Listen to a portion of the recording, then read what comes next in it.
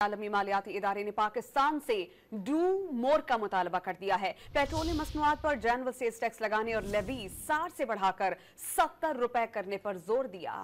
حکومت نے معاشی اہداف حاصل کرنے اور خسارے پر قابو پانے کی یقین دہانی کرا دی۔